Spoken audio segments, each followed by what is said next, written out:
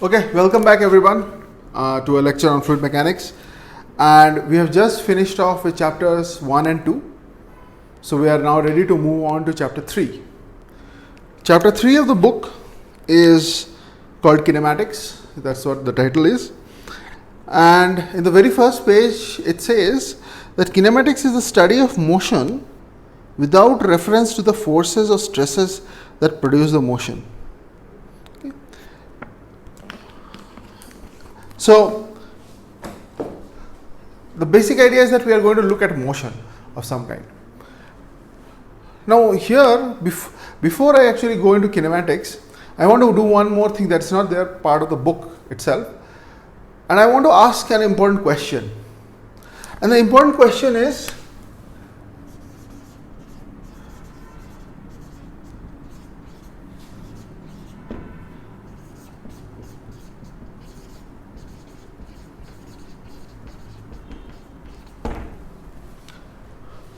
what is this relationship between mechanics versus fluid mechanics?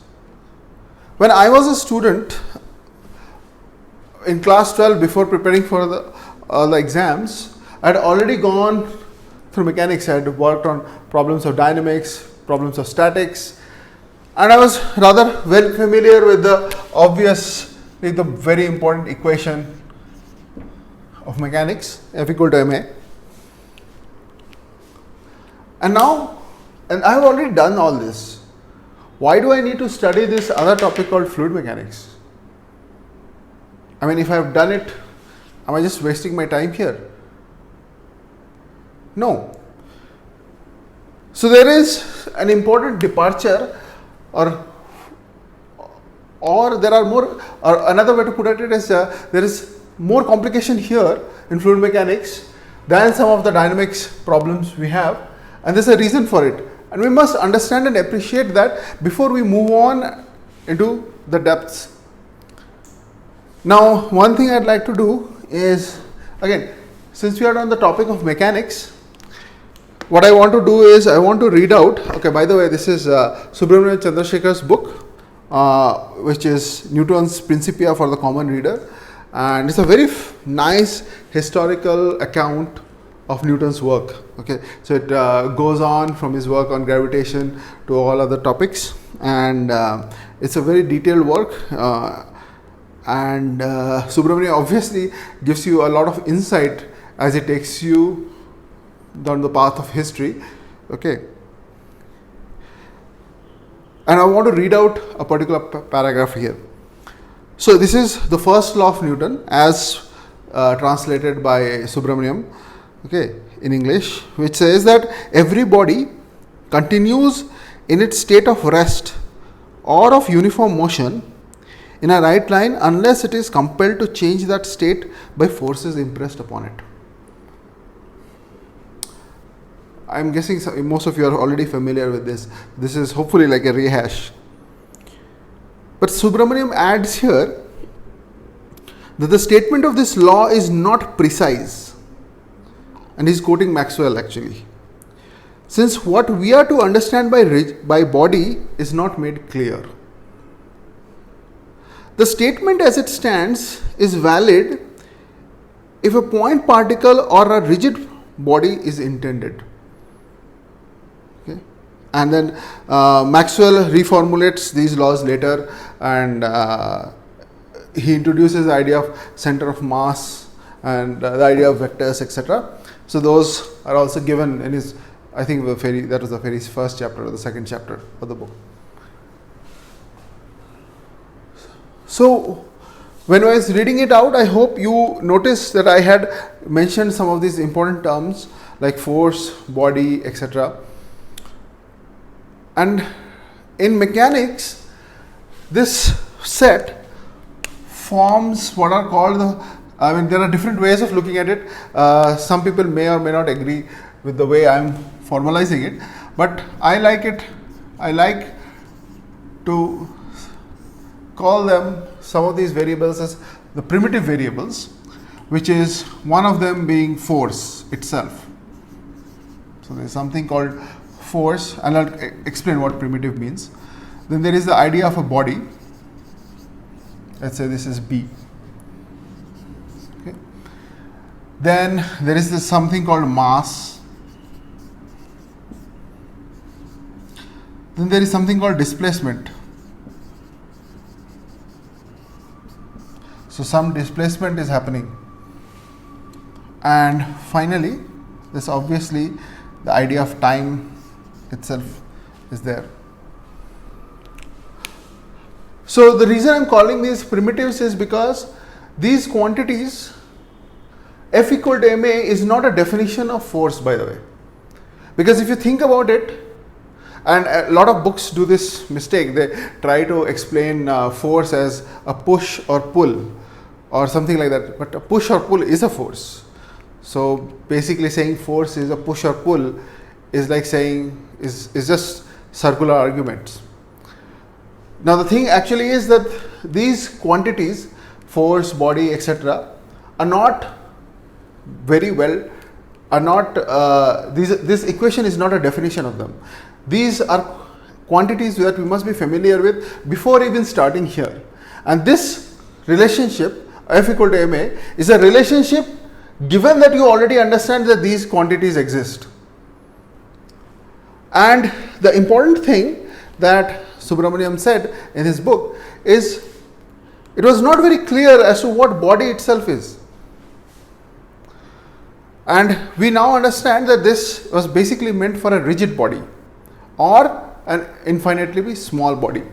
So let us just think of this body as a packet of mass, infinitely small, has a mass m, and it can be displaced in time.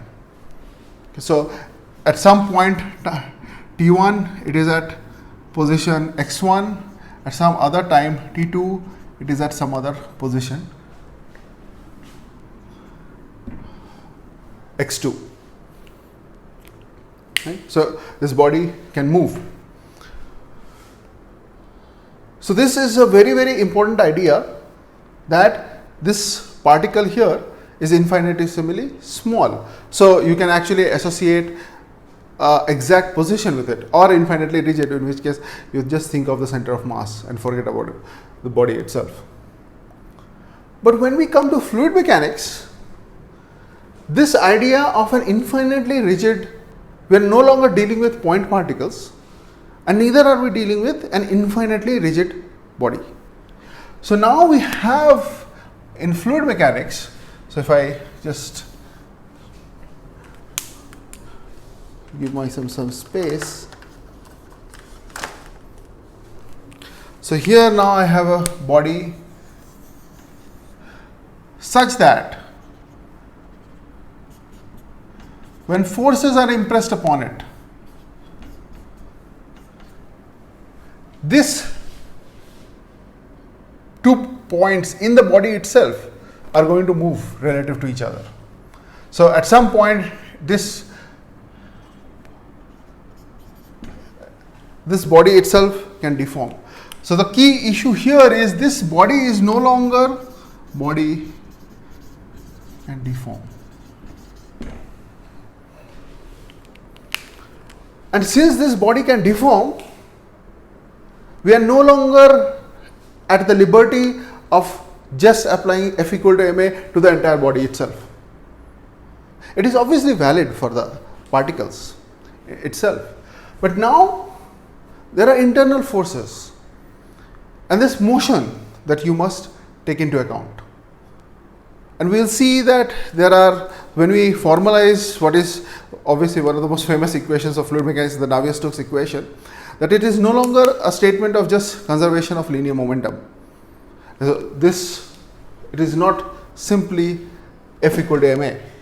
We will have something called a constitutive relationship. We need a constitutive relationship, which in most cases is an empirical formulation to get to the Navier-Stokes. So we have to augment our idea with that. Okay. Now, when we say that the body can deform, what changes between mechanics to fluid mechanics? something very important changes. So I'm just going to redraw this slightly on this side. So we have a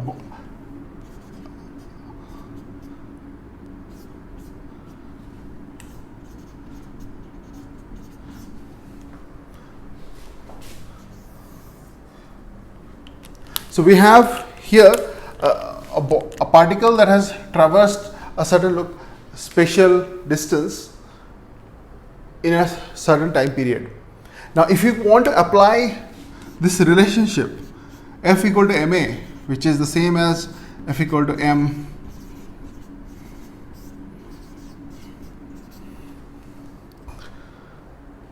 then I'm fine with working with total derivatives here.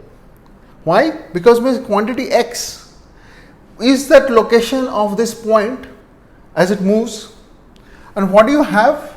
If you are a person, if you are an observer for this particular point, and let's say you are a discrete observer, what do you get? You have a series of positions like x1, t1, x2, t2. So you are measuring at different times, and you will have here this position x goes with, it changes as the body changes location in space. So x here is a register which is keeping the memory of where this particle is going. This is called, also called the Lagrangian framework, or the Lagrangian framework of particle tracking. Okay.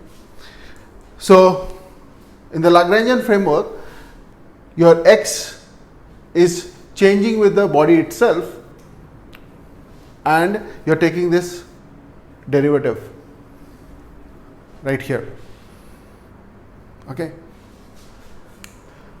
But now in fluid mechanics, unfortunately, you cannot, you know that you are not tracking a point particle, you are tracking a massive body, which means that there is an infinite set of points here. If this was infinitely rigid, your life would be easy, because all you have to do to track this infinite set of points is to track the center of mass. But if the particles themselves are changing with respect to each other, then your register, whoever is the observer,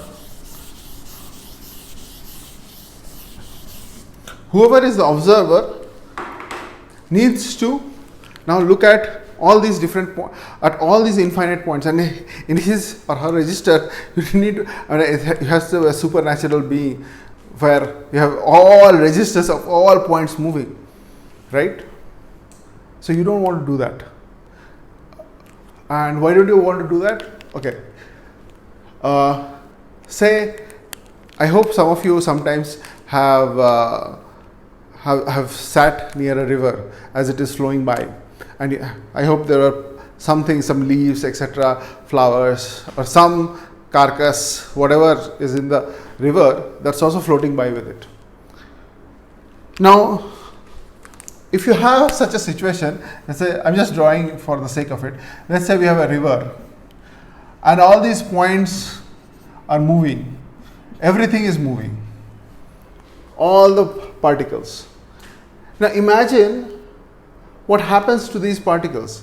First of all, if a river is very fast, the particles move very far. So if you are sitting somewhere, maybe on the bank of a river, then in a few minutes, the particle that was right in front of you is probably many meters away from you, right? And has gone off to some very far location. So if you were to keep a register of all these different points or where it has moved, you now have to figure out where this point has gone. And in some cases, one point might have moved 100 meters. So this point A could have moved maybe here downstream to 400 meters. This point B, which is maybe at the same location, maybe here you were observing everything. Maybe point B is somewhere in between. Maybe this is at some 200 meters. Some other point C might have ended up somewhere else. So all these different points are ending up at different locations after some time, right? And that's fluid flow for us. So keeping track of all these different points in the Lagrangian framework is going to be rather difficult if you have to move with all these different particles. So we do away with, so you can hopefully understand the futility of trying to manage the records of all these different particles. So instead what we do is we realize that this is going to be very challenging. So instead we say, okay, we are not going to be following all these particles. This is just too much work. Instead, we will decide that there is a certain frame of view we have. You are seeing this portion. And within this portion, we will identify a small control volume, let's say. And this window, so we have identified a window, and we say the window is fixed.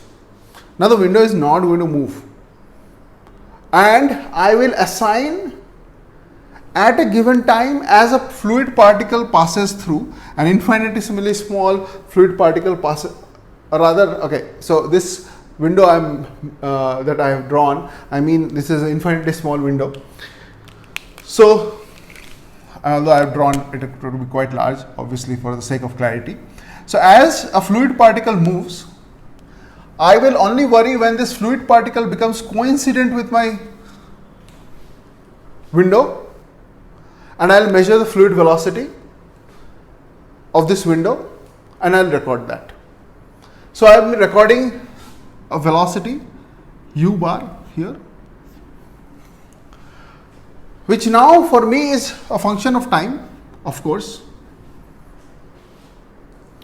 But now I have a velocity u at every location. So within my field of view, I have so many infinitesimally small control volumes, right? So if I have this another window, the windows are fixed. Okay, they are not moving. Then this window will also have velocity. So I am talking about now a velocity field. At every location, at every x and y position, I am going to ascribe a velocity field or a velocity number. So my velocity here is now a function of time as well as the spatial coordinate x bar of the window. This x is not the same as this x. This is the position register. In the register I have, it is the value of the position of the particle. But this now is a record of these infinitely similarly small control volumes.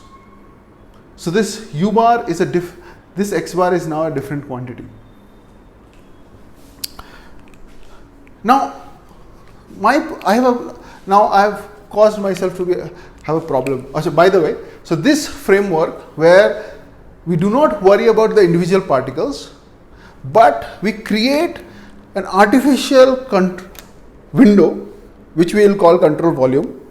This is enclosed boundary. Okay. Here obviously this is 2D, so I am drawing a square. If it were a 3D system, then I would draw a cube.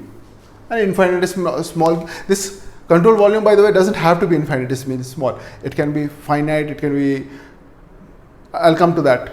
Okay, but this idea of picking a control volume and identifying the velocity here with this kind of a fluid velocity, or identifying the properties of this control volume with the properties of the fluid packet passing through the control volume at that moment, this is now my Eulerian framework.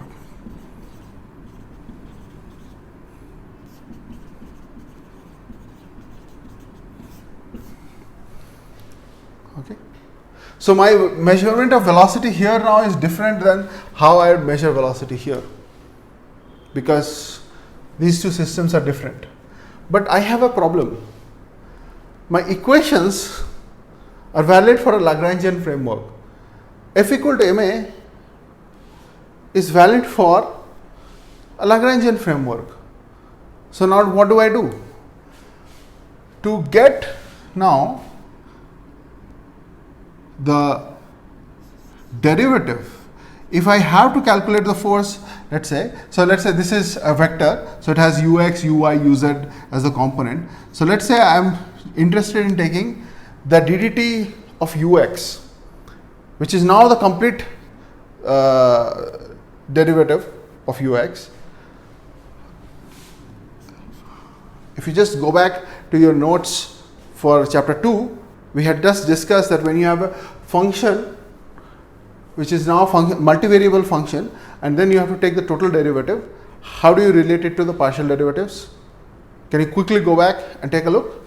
If you do that, what you will, or if you remember, you will see that I have to first take the derivative, the partial derivative of ux with respect to t.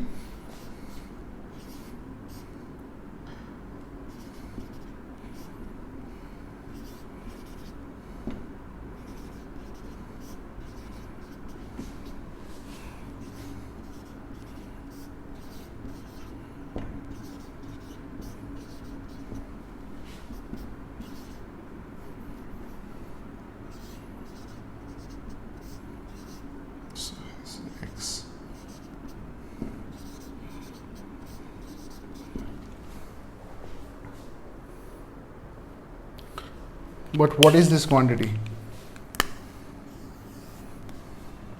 This quantity x is actually the spatial quantity, and my u is also a spatial quantity. So this is actually ux. Similarly, this is uy. And the way I am measuring the velocity, this becomes uz. So now I have a derivative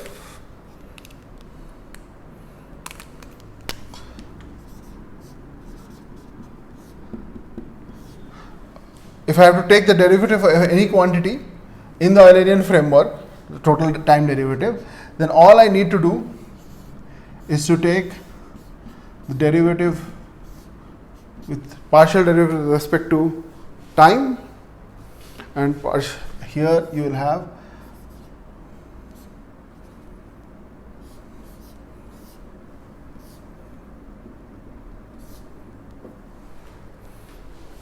whatever this quantity is. Okay? Now this could be ux, it could be position, it could be something else, but whatever this is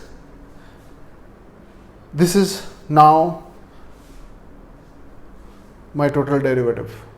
So if you had to write F equal to ma, which we will do in a sense for even for fluid mechanics, we have to account for all the forces and we have to account for this ma part. Okay?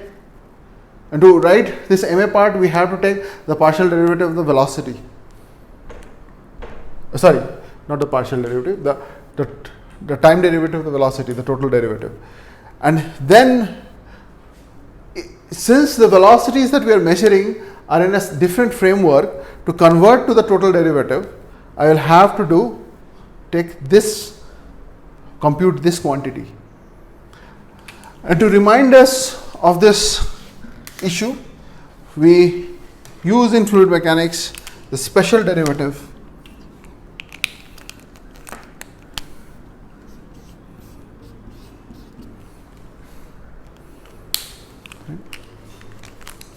just a second.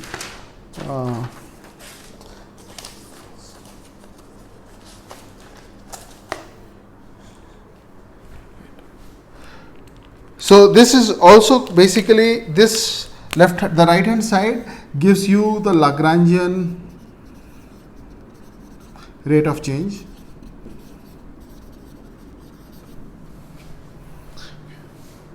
And this quantity, it gives you the local or the Eulerian rate of change, local rate of change. and this gives you the convective rate of change.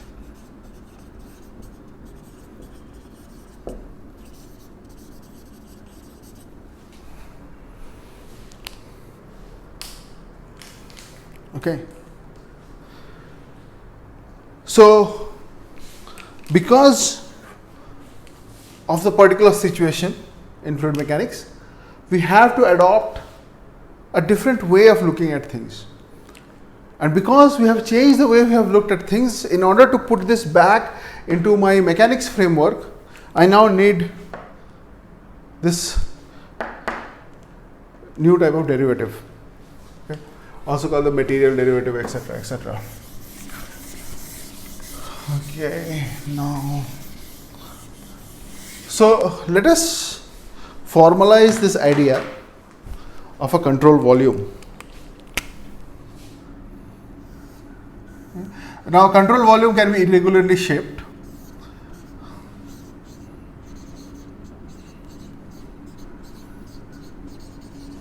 So, basically the idea of control volume is that it's a bounding surface which bounds a certain quantity of matter. This surface is defined by you or the observer.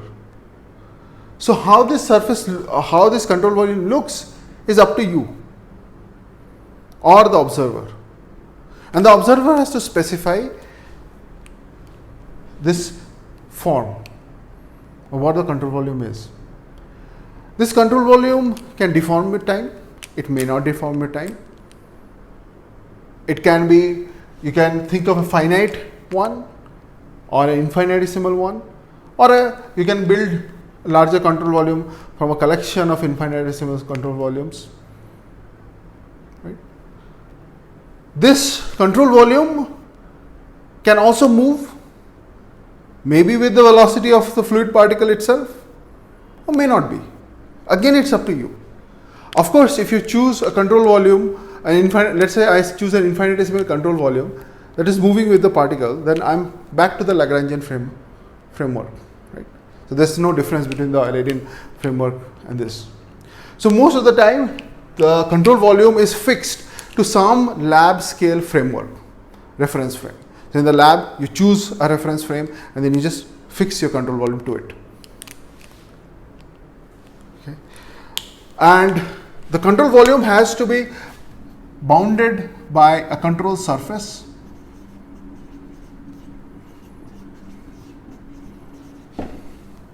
which is nothing but the bounding surface for the control volume, again which has to be specified a priori by the observer. So the observer has to tell you, or if you are the observer, then you have to decide what the control surface for that is. The control surface has an orientation at any given point in space. If you take an infinitesimal small control surface, then the outward normal, unit normal, okay, so this is your outward unit normal. This gives you the orientation of the control surface or the infinitesimal control area. Okay. What else? Okay, right. So now a property of the system which is dependent upon the mass contained in this control volume is called an extensive quantity.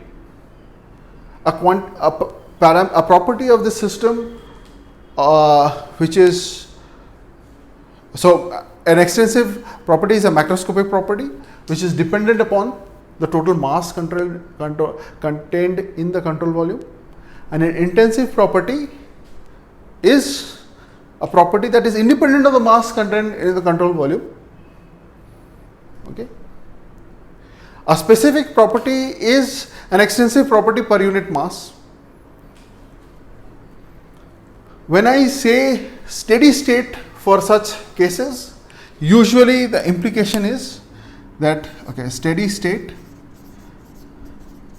implies that the partial time derivative of something is equal to 0. Okay.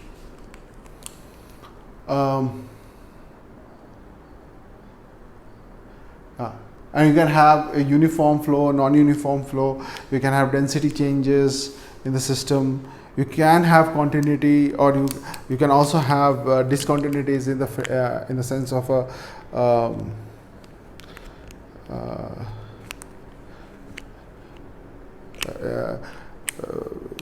when you have an explosion, then you have a pressure discontinuity can occur across a particular control surface or a surface. Okay. Those things can also occur. So continuity may or may not always be there. Okay, what else? I think I've covered. Yeah, I think I've covered all the important topics that I wanted to cover with mechanics versus fluid mechanics. So we have now hopefully have some appreciation of what because the system itself is deforming with time, we have to, and the deformations are very, very large in fluid mechanics. That's why we have to take a control volume approach for our to analyze our entire system. I hopefully you understand that now. And associated with all this is the topic of, so by this time you have understood that some things are flowing.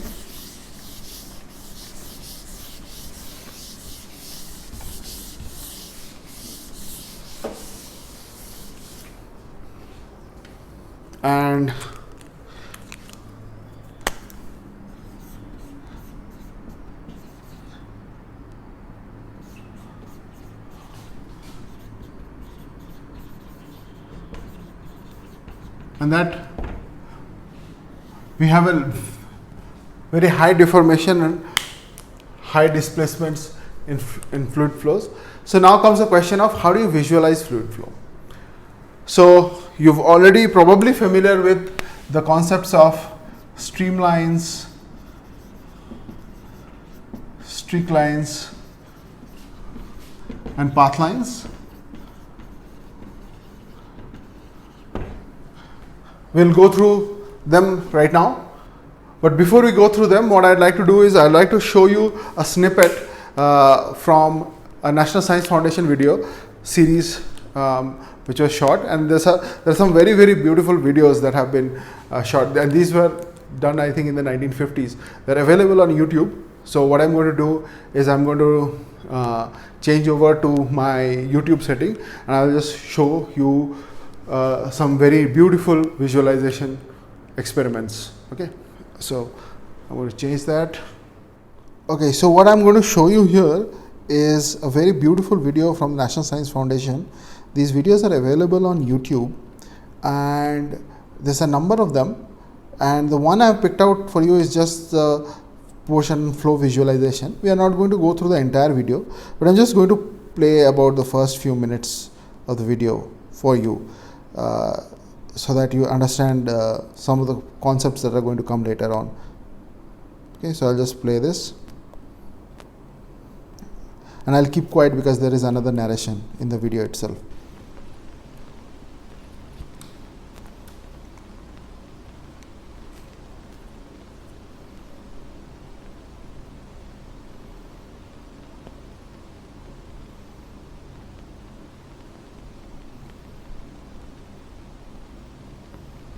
Moving fluids form complicated patterns. These patterns are often quite surprising.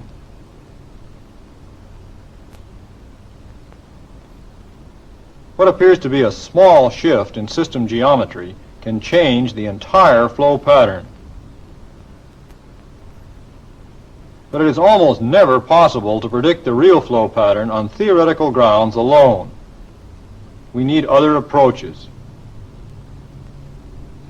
One of the most efficient is flow visualization, direct observation of the flow field. Visualization is an important tool in establishing flow models as a basis for mathematical models. We can use it for direct solution of engineering problems and also as an aid to understanding the concepts of fluid motion.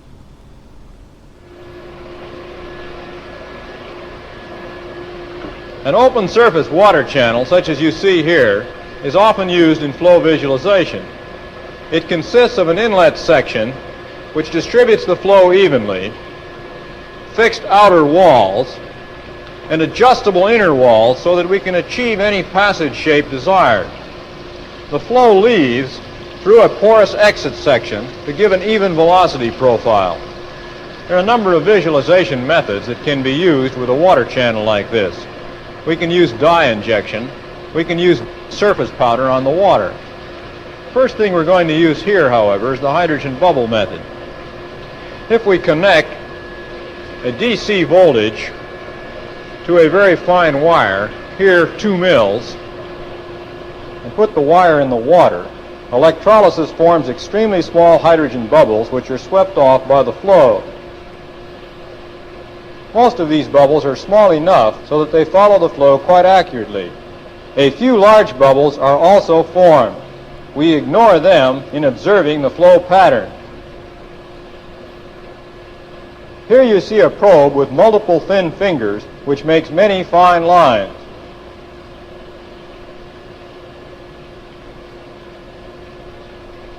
Another kind of probe is a single wire with sections insulated so that we see bands of bubbles coming off the probe.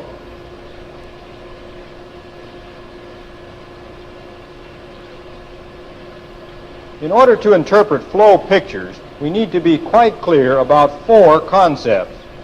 These relate the pictures to the kinematic description of the flow field.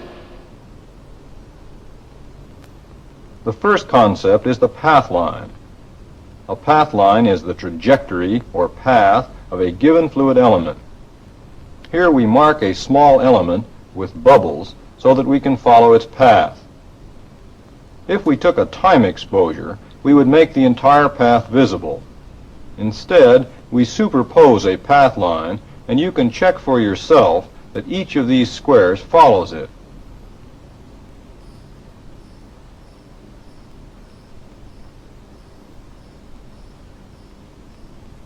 A streak line is a little different. It is the instantaneous locus or trace of all the fluid elements that pass through